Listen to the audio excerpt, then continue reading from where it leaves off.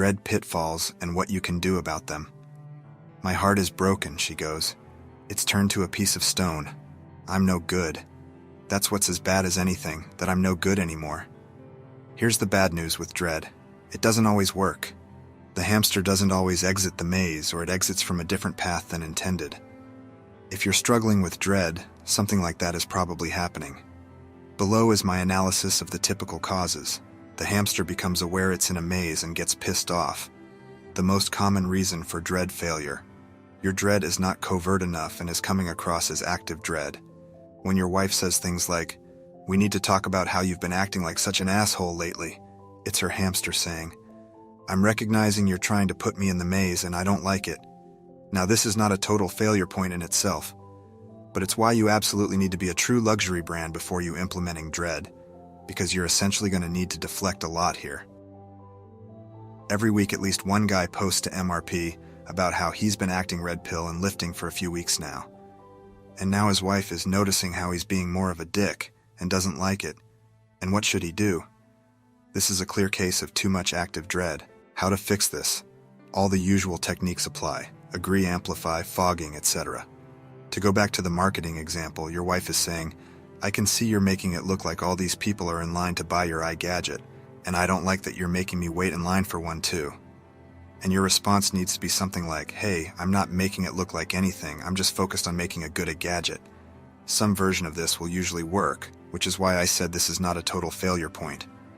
When this happens, I see some MRP gurus typically respond with, "You're going too fast, too soon, and skipping levels of dread." Going too soon means you're trying to position your iGadget as a luxury product when it's still kind of a piece of shit. But going too fast means you're too overt with your dread, and it's coming across too much as active dread. You made the maze too easy. Your wife fucked you once and you were so happy you dropped all dread behavior, she stopped fucking you. This usually happens early on because you haven't really internalized the behaviors that generate dread. You don't actually believe you're a luxury brand, so acting like one causes anxiety in you as well. You're subconsciously hoping your wife will quickly get the message, and then you're all too eager to drop that pretense. Unfortunately, this isn't how it works. You can't fake being a luxury brand and then unfake it. You have to fake it until you feel like an actual luxury brand. That is how it works. How to fix this? Easy. Resume your earlier dread-generating behavior. Okay, so you launched the new iGadget, but when your wife went into the store to buy one, you were so happy to see her in the store that you let her skip the line and gave it to her free, and now she's assuming she can always do that. Well, all you have to do is release an even better iGadget. This time, make it clear that she's not going to be able to just skip the line and not pay full price. The hamster gets legitimately lost in the maze. Your wife feels anxiety, but is struggling to understand what she needs to do for you to behave in a way for her to relieve said anxiety. Or to put it in another way, your wife is giving serious thought to the questions raised by the Socratic method approach, but her hamster is genuinely lost and can't figure out the right answers. This manifests as you wanting your wife to have sex with you more, but dread just makes her cook and clean more. Sure, that's good too, but that's not the primary behavior you're seeking. The opposite may apply too. A lot of us are in marriages where we're reasonably happy with sex frequency, but our wives have become basically lazy fat asses. Dread will make her fuck you more, but you really want her to just stop being lazy and be less of a fat ass. I've used the phrase, dread is not guaranteed operant conditioning for unlimited behaviors often before. This is what I mean. How to fix this. This is tough, because it's tough enough to get the hamster in the maze, and now you're trying to nudge the hamster without it realizing it. You're just going to have to be very careful and deliberate with your covert communication and hope for the best. The only direct solution I can really think of is if you can become such a strong luxury brand that there is no resentment about the active dread.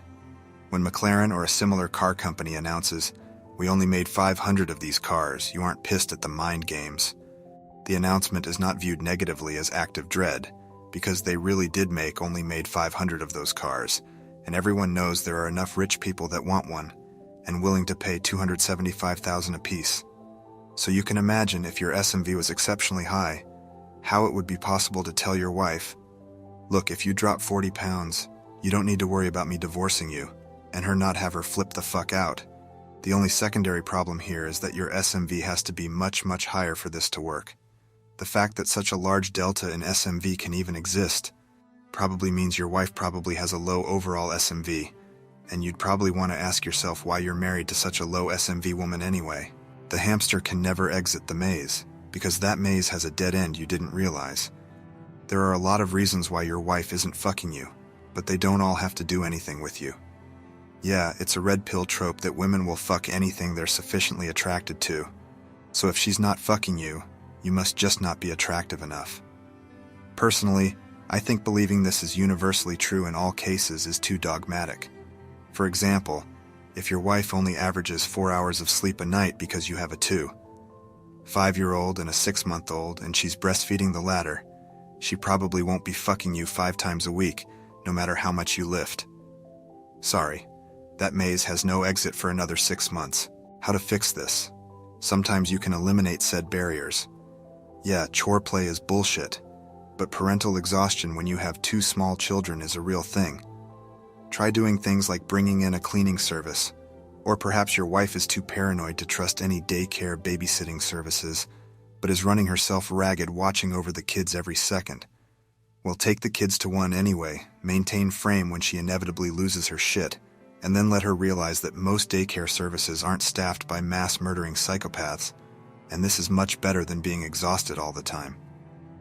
Shit tests can be cries for solving a real problem, and some of those problems may make her feel too tired/frustrated to think about sex. If you identify the problem as an actual problem, and not just invented problems from hamstering, then solve the problem the way you think it should be solved, then enjoy the sex. Like I said, there is a school of red pill thought that with enough desire or attraction, your wife will want to fuck you anyway, even in the above examples. In other words, even if there are dead ends, if the hamster really wants to get out of the maze desperately enough, then it'll go as far as to painstakingly burrow through any dead ends Shawshank Redemption style. I don't disagree with this. I also don't think you should really rely on generating so much dread that the hamster freaks out and pulls an Andy Dufresne, because that may lead to another problem.